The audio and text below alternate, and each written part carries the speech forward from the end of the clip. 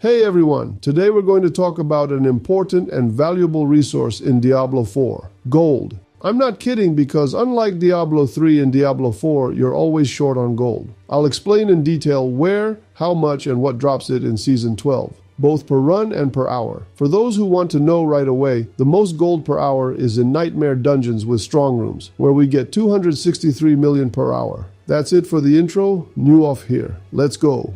I'll start, like last season and the season before that, by praising Blizzard. Just like in the previous 2 seasons, 10 days has passed since the start, and the gold cap is at $111. For those who don't understand if that's a lot or a little, let me explain. There is a dupe when gold costs a couple of bucks for a cap of 100 billion. And that was the case, for example, in Season 6. So right now there is no duping, and that is great. That means no one will buy gold at these prices and will instead try to farm it. Where and how much, I will explain below.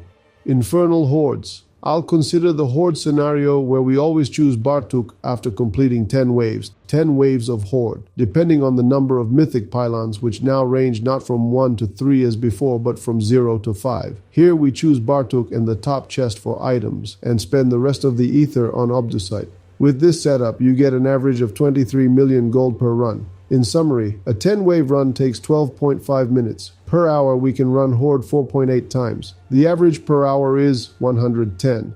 I'm not considering the 6-wave option because no one will run Hordes for gold, and besides, in this season there's a noticeable shortage of 6-wave compass drops for some reason. Whether it's a bug or not, I don't know, but it's a fact. Compasses for hordes drop from the following activities: Helltide, Nightmare Dungeons, the Pit, Uber bosses, sometimes from elites anywhere. The new Season 12 compasses don't affect gold farming at all, but they significantly impact experience per hour, which I've already made a video about. Uber bosses. I killed each boss several times to get a gold average. The time was measured from the moment I clicked on the altar until the next click on the altar. The time spent going to town for salvaging is calculated as 20% of the time without gold. So if you've watched my experience per hour video, you're familiar with the calculation method. For those who haven't seen it, I'll briefly explain using Varshan as an example. His kill takes 30 seconds. That's from clicking the altar to clicking the altar again. This gives us 120 runs per hour. 20% of 120 is 24. 120 minus 24 gives us 96. So net, considering trips to town for salvaging loot, that's 96 Varshan kills per hour. Multiply that by 1.5 million gold per run, and you get 144 million per hour. There's a nuance. After any Uber except Belial, a shadow of Belial appears, which also gives 1.4 million gold. This gold is not included in the gold per hour calculation from Ubers due to the inconsistent spawn rate. I won't go over all the Uber bosses. If you need to, pause and take a look. All the data for several seasons is available via the link in the description. Legion events I'm including here just for completeness. This event occurs every 15 to 20 minutes depending on the season. Gold from this event currently gives about 2 million. World Boss, also for reference, gives 1.5 million per kill. There was a time when it gave laughable amounts like 70,000 regular Whisper caches. I opened several, and they give an average of 4 million gold each. So no changes from last season or the season before. Legendary Whisper caches. These give an average of 8 million gold each. There's a slight increase, or maybe it's not an increase, just a margin of error. Seasonal caches awarded for seasonal reputation give an average of 181,000 gold each. Remark, gold from seasonal caches and Whisper caches, as well as from Legion and World Boss events, is not included in the gold calculation from other activities. Nightmare Dungeons. I did several measurements. First, I ran only regular dungeons, all kinds, meaning not escalated, not with goblins, not with strong rooms, but regular ones with random blue or yellow affixes. This yielded 40 million per hour.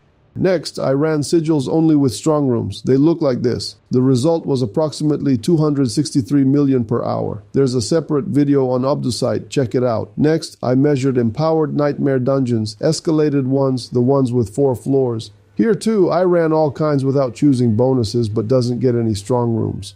Gold from them amounted to 76 million per hour. I ran without clearing every corner and as fast as the build allows, rarely opening chests only if I noticed one right under my nose. Sigils for Nightmare Dungeons drop from almost all activities, and besides, you can craft them at the Occultist using powder. Powder is given in small amounts for any high-level activity. High-level means from Torment 1 and above. There's no shortage of regular sigils, although they drop noticeably less. but the drop rate was significantly reduced, especially noticeable in the shortage of sigils with goblins and the mythic prankster. Helltide, translated to per hour, gave 119 million gold. This includes completing all activities, repeatedly killing the maiden, and entertainment like the butcher, as well as completing all local events encountered there, opening chests, and just relaxed farming. Kurast undercity. Ever since the experience and beacon density were increased, I consider runs in Kurast to take 2.5 minutes. Previously it was 3. This of course includes loading into and out of the dungeon. I used any tributes in Kurast. In total, this comes out to about 11 million gold per hour. Tributes in Kurast drop in hordes, in Kurast itself from the additional chest if you encounter a goblin, from the pit, whisper caches, nightmare dungeons, Helltide, and ubas. There's no shortage of basic tribute types, but the drop rate for tributes for mythics has decreased significantly. The pit. The gold system in the pit has been changed again. What do I mean by changed? They simply removed gold from it, so it doesn't give any gold at all. But sometimes the boss gives 2,000, like a mob. I'm not going to count that, and we'll agree that in Season 12 there is no gold in the pit. There is experience though, even if less than in hordes. I have an experience video as a reminder. The new slaughterhouse, where you run around as the butcher, also gives no gold at all. I didn't really get into this activity. I think Blizzard shouldn't waste resources on one-off, purely entertaining and completely unbalanced activities. I think they need to develop and balance events more thoughtfully and leave the more successful ones like these smaller dungeons in the game on a permanent basis more often. It's just this slaughterhouse, it looks kind of flat, you know. The controls feel cobbled together hastily. Anyway, that seems to be it on how to farm gold in Season 12. I present to you the final table without my rambling, meaning I won't be reading out what's written in it. I hope I didn't forget anything. If I forgot, write a comment. If I didn't, write that I did a good job. Thanks for watching. Bye.